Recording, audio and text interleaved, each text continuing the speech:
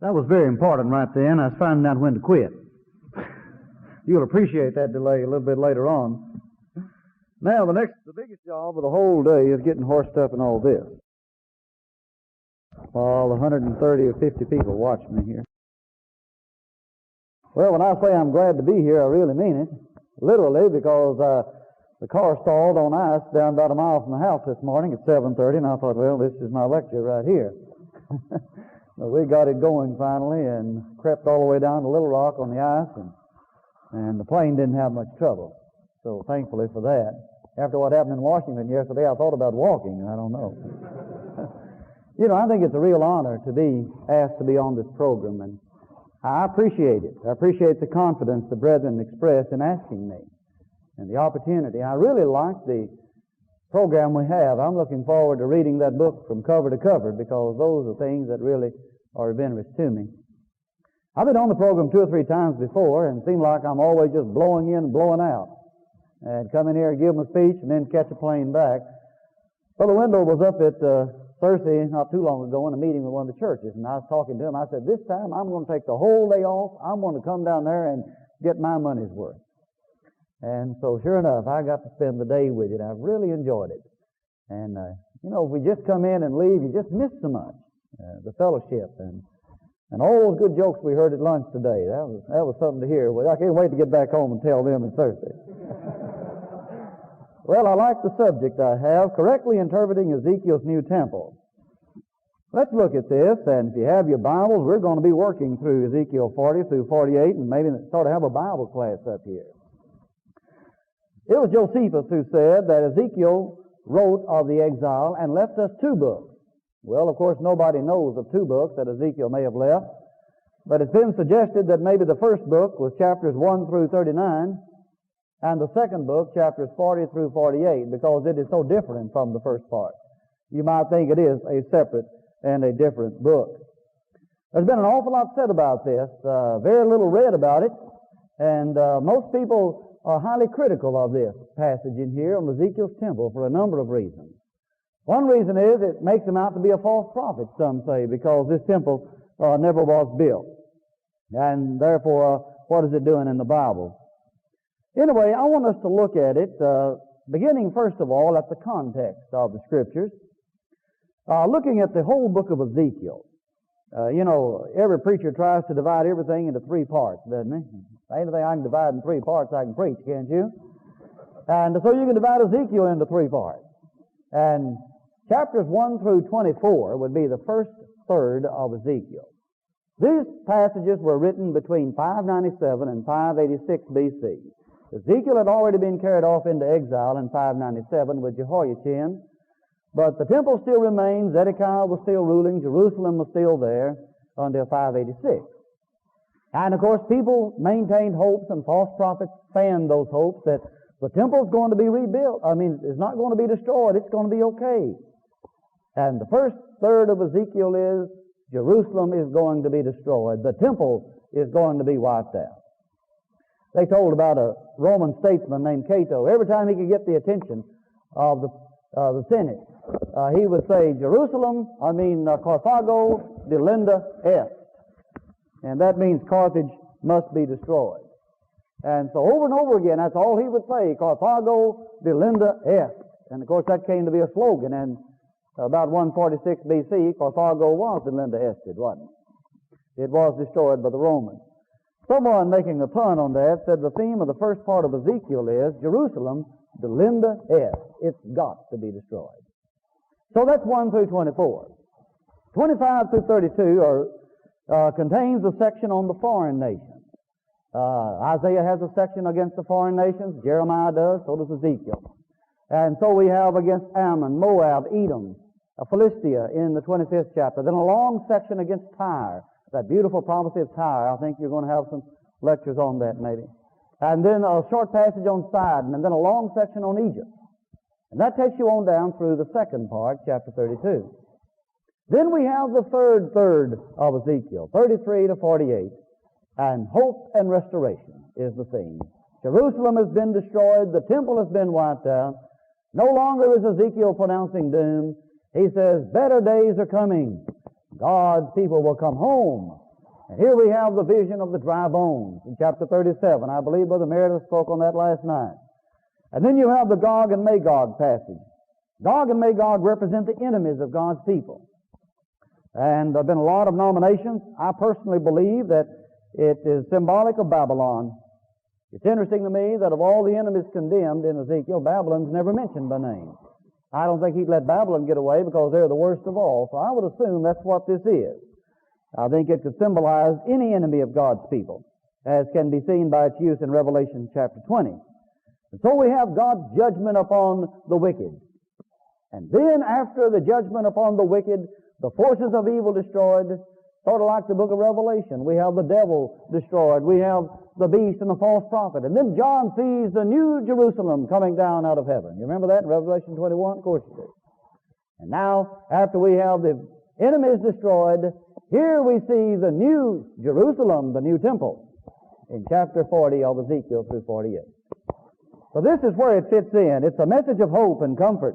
It's a message of encouragement to the people who were, they thought, rotting away in the days of the exile.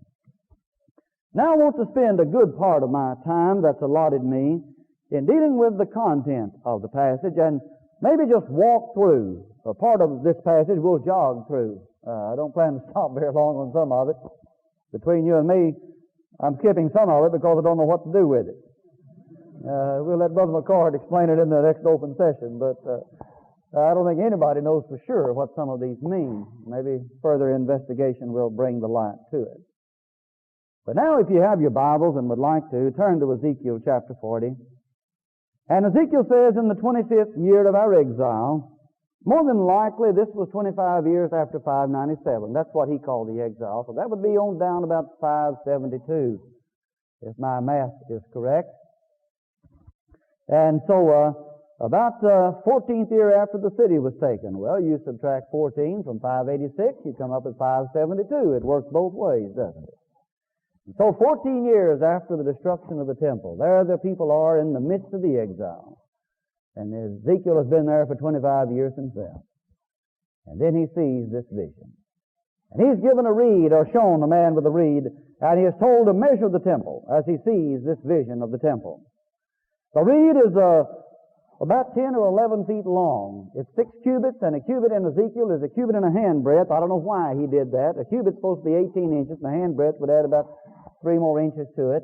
So somewhere around 21 inches long would be a cubit, and 6 cubits on this rod would make it about 10 or 11 feet. And so he goes around with his 10-foot rod measuring this temple that he sees. And oh, does he ever measure the temple. Of course, the measuring of the temple in Revelation is drawn from this right here. The first thing we see in verse 5 is the wall. And the wall was 10 feet high, and approximately the length of the reed, and 10 feet thick. In fact, the interesting thing is that the Ezekiel's temple looks more like a fortress than it does a temple. A barricade, guard room. You would think you were storming the Masada or something, you see, if you would go to Ezekiel's temple. One time I was teaching a class, and of course you always have plenty of smart alecks in class, and I just was raising a rhetorical question. Why in the world would they have a 10-foot wall be 10 feet thick? And one wiseacre said, well, so when the enemy turned it over, it'd be just as high as it was. They roll that thing about 4 times, they'd give up, wouldn't they? So I guess that's as good an answer as any. I really think the main reason is to show its inaccessibility, to show the invulnerability, I guess, of God's temple, you see, God's presence. It cannot be assailed. The Babylonians may have taken the other one, but nobody will assail this one. It's got the huge wall with a guard around it, and God himself is the guard. It has a double wall around it. You have the outer wall with 3 gates, and you have the inner wall with 3 gates. And this is described here in verse 6, tells about the outer wall, the east gate. And then it tells about the guard rooms that guard the east gate. And then you come on down the 3 guard rooms on each side as you go in. And then you come on down to about verse 17, I guess it is. And it goes into the outer court and sees 30 chambers. These are probably storage compartments in it, around the wall. And then in verse 20, you have the north gate. In verse 24, you have the south gate. So you have the 3 outer gates measured and described. And then he goes into the inside in verse 28. And here you see the inner gate, the south gate in verse 28. The eastern inner gate in verse 32, and the northern inner gate in verse 35. And so you have this picture. If you want to, if you turn this projector on, I will show you. Now, I think I can show it to you better than I can describe it. This transparency is taken from André Farreau's book, The Temple of Jerusalem. And I recommend that very highly. He talks about the various temples that Jerusalem has known, and then he throws in the one that never was built, the Temple of Ezekiel. Now, of course, the temple always faces east, as you can see right here. And you see the huge outer wall, and then you see the black deals right here. I can't show you all of them. I can't jump that high, but here's the south gate right here. You go into the porch, and you have 3 guard rooms here. 1, 2, 3. 1, 2, 3 on each side. 1, 2, 3. And I guess soldiers sit in there with not submachine guns, but maybe swords and spears, you see, or whatever they had. These were guards. So you wouldn't slip in on somebody, would you? If you went through this and went through the thickness of that wall and had these 3 guard rooms there on each side of it. So you have an eastern gate over there in the same manner, and the northern gate. These little squares such as this are probably the chambers that I told you about, storage compartments. And various things are to be kept there in relation to the work of the temple. And then you go on inside, and you come into the courtyard, as you can see. But when you get there, you still face another wall and 3 more gates. You see, it's well barricaded. And so you have the inner southern gate, the inner eastern gate, the inner northern gate, and would you believe 3 guard rooms on each side of each gate? That would make 6 guard rooms for each one of them. So you can see that it really looks like a fortress. Then finally, you come into the inner part. This black oblong outfit right here is the temple itself. You have the big porch, which is to the right, sticking out, and then you have the inner, the nave, it's called, the inner room, and then the most holy place is in the extreme left. The temple itself has 3 compartments with storage compartments all around them. Now, the interesting thing is, in Ezekiel's temple, the number 1 item is not the Ark of the Covenant, not the table of showbread, though it may be mentioned, the Ark's not even mentioned, not the golden lampstand, not the altar of incense, but the altar of burnt offering. And this big structure, well, if I were about 7 feet tall, I'd show it to you. See the little square there with the little black dewey on the side of it? Everybody sees that, don't you? Right. Well, that is the altar of burnt offering. And the central thing in Ezekiel's temple is the cultus, C-U-L-T-U-S, which is a word to describe the sacrifice system. And the altar is the main thing. And the offering of the sacrifices is the main thing.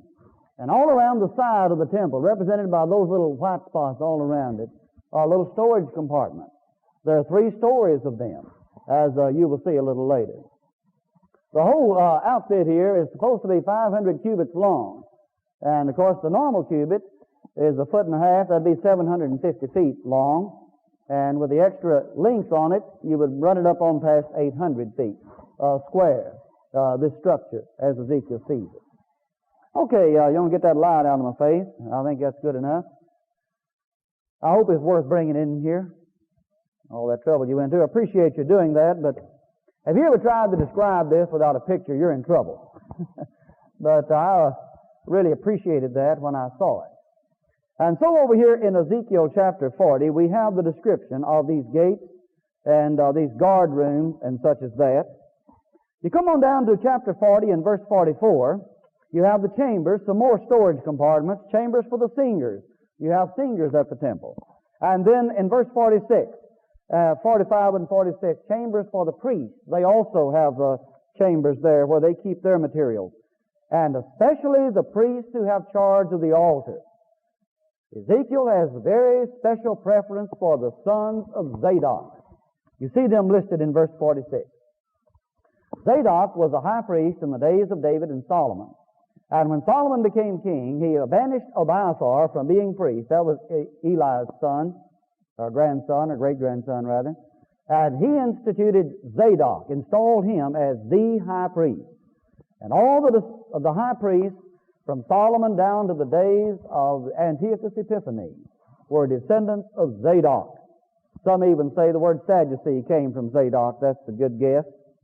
But anyway, the sons of Zadok would be the ones that would be the priests. That's what this is all about.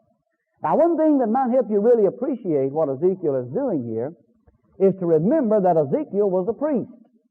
And who but a priest would be this interested in things of a priest, you see? This would really be something that he'd like to hear about and talk about. Well, chapter 41 then. First, in the end of 40, we have the porch of the temple described. 41, the nave, and then the most holy place in verse 4. 41:4. And then he tells about the wall of the temple. And there's a funny structure here. I don't know whether it would stand architecturally or not. But the chambers on each side, there were 3 stories. Chamber, chamber, chamber. You know, 3 stories. And they were narrow at the bottom.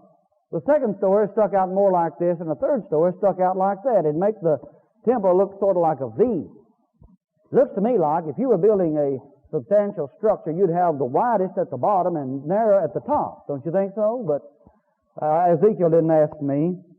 But verse 7 says, the width of the temple increased as it went higher.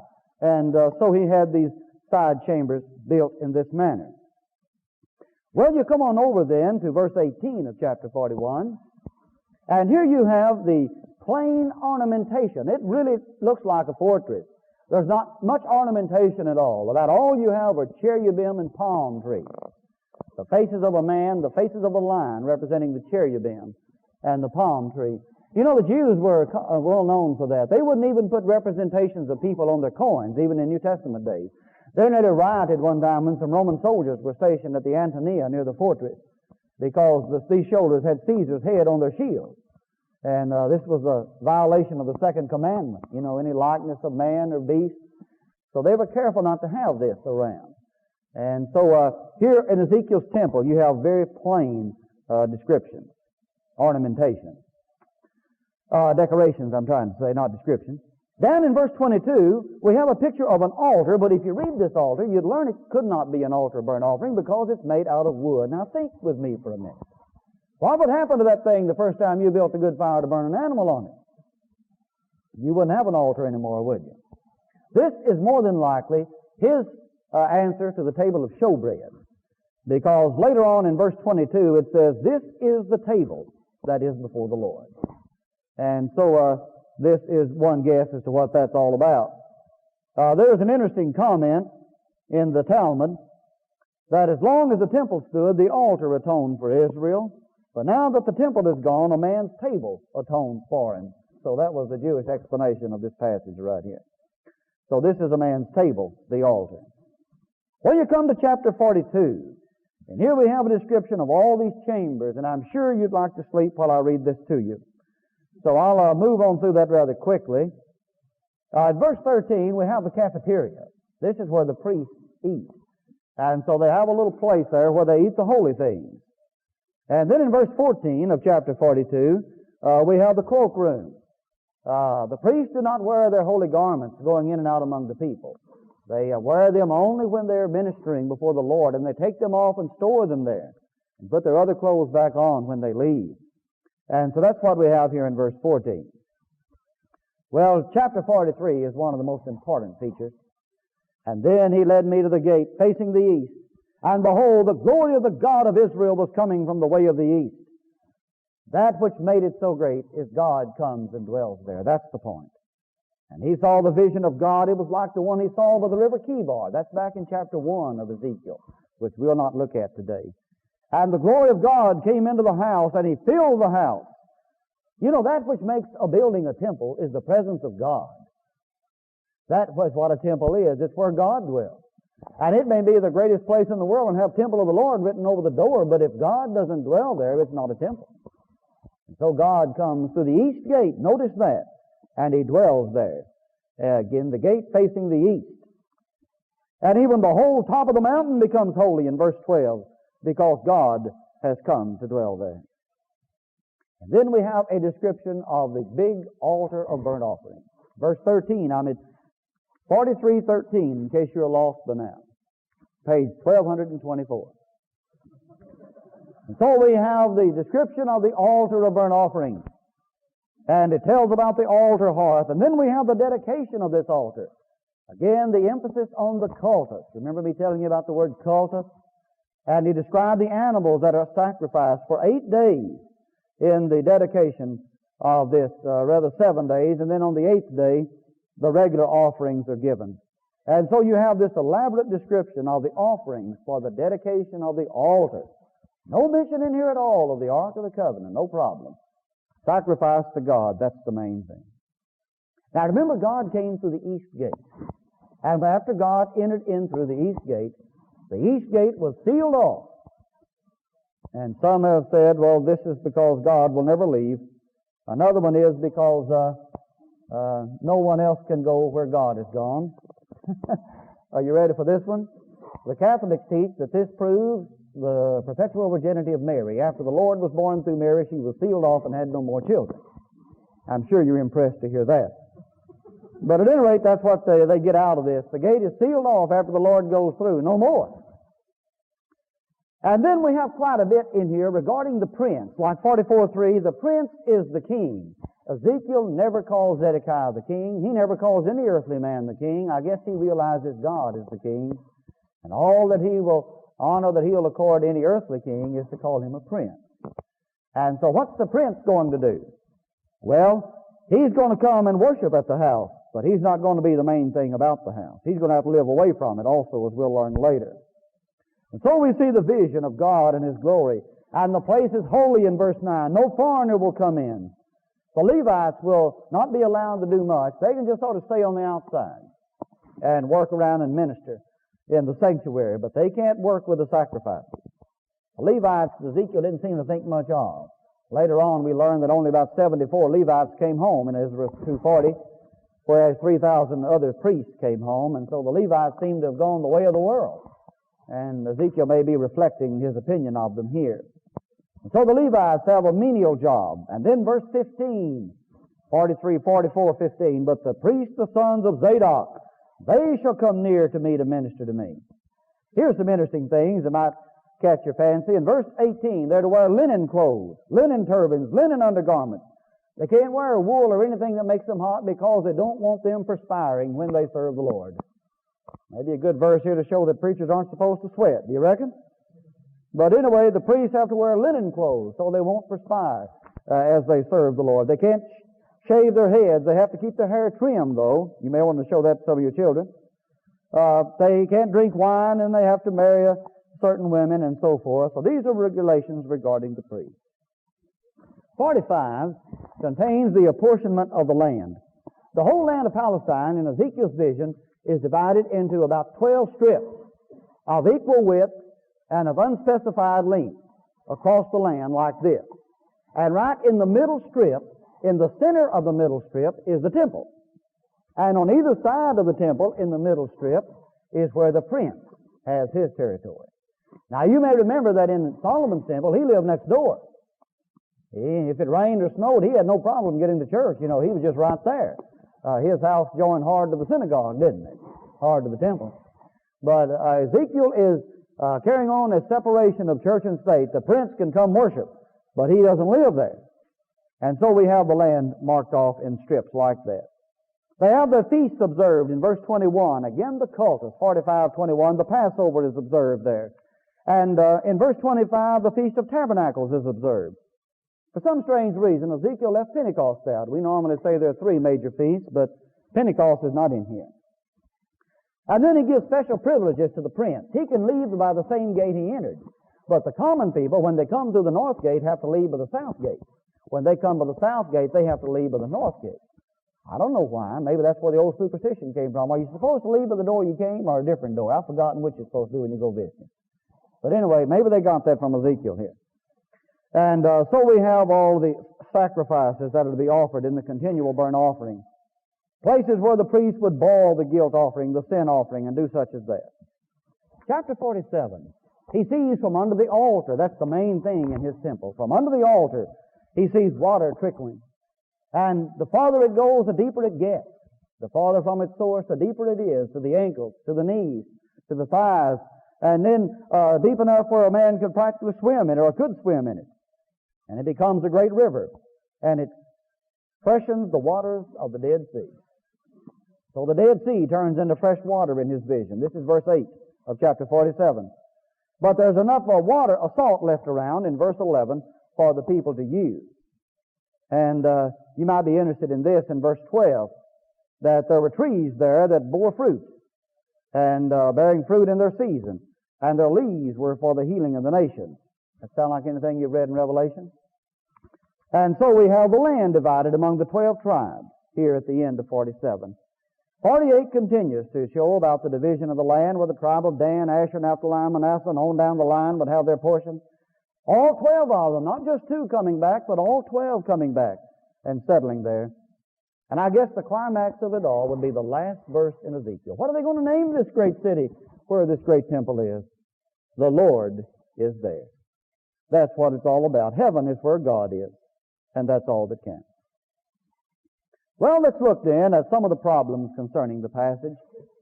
One problem is relating to Ezekiel's overemphasis on the cultus, leaving the impression with some people that all you have to do is offer lots of sacrifice and you don't have to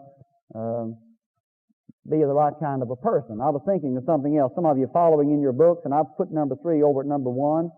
Some of you lost, aren't you?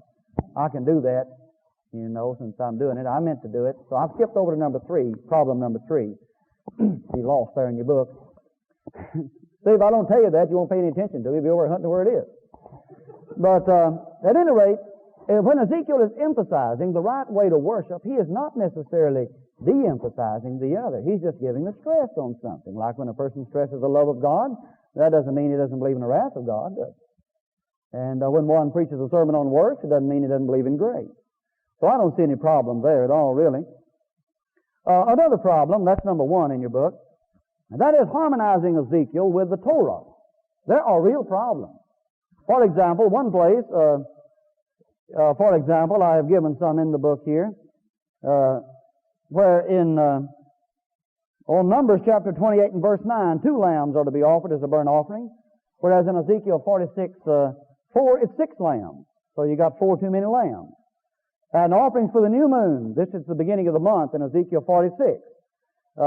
You have 1 bull, 6 lambs, and a ram, whereas in Numbers 28:11, it's 2 bulls, 7 lambs, and 1 ram. Well, you don't have to remember all of that, but you just might want to know they're different. And another place, it looks like in Ezekiel 45:19, which that should be instead of 18, Ezekiel calls a burnt offering a sin offering. I thought it was pretty funny how the Jews got rid of this one. They said that this passage will be interpreted by Elijah in the future. Well, it looks like Elijah has his work cut out for him. There was a council, according to some Jewish scholars, called Jamnia or Jabni, in AD 95 to determine what books should be put in the Old Testament. And 5 of them almost didn't make it. And they are Proverbs, Ecclesiastes, Esther, and the Song of Solomon, and the book of Ezekiel. And the problem with Ezekiel getting in the canon was this section here. And there's a story that there was a rabbi by the name of Hananiah ben Hezekiah who burned 300 barrels of oil harmonizing Ezekiel's temple with the Torah. He put more work in his manuscript than I did this one, didn't he? 300 barrels of oil. I guess that's how much he burned. That's what you call burning the midnight oil. But at any rate, I guess it was worth the trouble because it was finally included. Nowadays, whenever I'm teaching this, somebody will say, well, when was this temple built? I say it never was. See, this was not the temple Zerubbabel built at all. And then they'll say, well, when's it going to be built? And I'll say it probably never will. And then they'll say, what's it in here for? That's what you're wondering, isn't that right? Well, if you read the millennialists, they'll tell you this is going to be built in the millennium. Have you ever heard of Hal Lindsey? 3 great things will happen before the Lord comes again. Number 1, the Jews will be restored to their homeland. Number 2, they will possess Jerusalem. Those 2 have already happened. The only one left is number 3, the temple of Ezekiel will be built. And we're waiting to see that, and then the Lord will come again. Upon its historic site, the ancient temple is to be built. You know, I'm not going to hold my breath until that temple is built. If old Hananiah ben Hezekiah had only been here today to learn these things, and I'm telling you, he could have saved 300 barrels of oil. You see, Ezekiel was written in apocalyptic language, figurative language, and I don't think Ezekiel ever meant for this temple to be built. It was not intended to be literally fulfilled. I don't think it ever will be literally fulfilled. Our Lord took all this away and nailed it to the cross, Colossians 2:14. Hebrews, I think, is enough to convince anyone they're not going to revert to this system anytime in the future. It has been done and gone. But I think what we have here, well, to borrow from what Martin Luther King said in one of his famous speeches, he said, "I have a dream." Remember that one? And I feel that, I've told my students many times that the last part of Ezekiel really has as its theme, "I have a dream." Ezekiel has a dream of God's people coming home and worshiping Him once more upon the holy hill. Now that's what we ought to get out of this passage. And I think that's all that really Ezekiel intended for us to have. Some of you may remember on television not too long ago, they featured a man who I believe had been in the Korean War, and they were trying to brainwash him up in North Korea. And he sat in his solitary confinement and looked at the wall, the blank wall ahead of him, and as he stared there, he mentally built a house. Any of you remember that? Some of you do, don't you? And I think that's a perfect parallel. There's Ezekiel out by the river Kibar, mentally building a temple. And I've been told, someone said, that when he came back to the United States, that he actually built that house that he had planned where he'd saw every board and where he'd nail it and how the rooms and the joists would go and all this kind of thing. And he actually did it. I'd have to do something else, like say my ABCs or something. I don't know that much about building, but anyway, that's how he kept his sanity. And there in the exile, mentally Ezekiel sees the vision of the temple. And he revels in that, being a priest himself. And he looks upon the time that one day God's people will come home and they will dwell in that land once more. You know, really, I want to say three things about predictive prophecy. I think sometimes these prophecies that we worry about, whether they're fulfilled or not, were fulfilled when the Jews came home from exile. I think that's when this was fulfilled. We need to remember that they are written in highly figurative language and were never intended to be interpreted literally. But these are just poetic ways. We use that same thing today. You use it all the time and you don't get upset. But when a prophet does, it just gets you all out of joint, doesn't it? But we need to remember these are highly figurative things. A second thing, and that is that God's prophecies are conditional. And sometimes God may have promised a great blessing upon a people and they sinned. And that blessing never came to pass because it didn't have to. Jeremiah 18, the prophet says God can change his mind when he wants to. Like Jonah said that Nineveh would be destroyed in 40 days, but it wasn't because they repented and God changed his mind. And God may have promised to bless the people and give them great blessings that we never see fulfilled. And the fault was not in God, but in the people, in their unfaithfulness. It was not followed through. And a third thing is that many of these can be spiritualized and seen as a symbol of the Christian age. Some try to make Ezekiel's temple a part of the Christian age. Personally, I see it as a figurative description. Ezekiel has just said God's people will come home, dry bones. The enemies of God's people will be destroyed, Gog and Magog. And God's people will serve Him once more upon His holy hill. And in 536, the Jews came home under Zerubbabel. The foundation of this temple was laid. The altar was begun. 516, the temple was finished. It didn't look exactly like Ezekiel. That's no problem. As one man so well put it, I believe it was Blackwood in his book. And, well, I'll just read it to you. He can do it better than I can quote it. The ensuing section is not, the reader must often remind himself, an exercise in architectural drawing. It is intended to help troubled people think magnificently about God.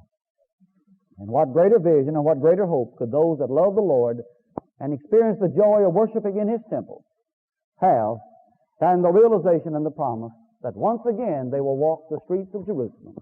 They will enter the gates of that holy city and worship Him once more upon that mountain. That's Ezekiel's prophecy, and that's his message.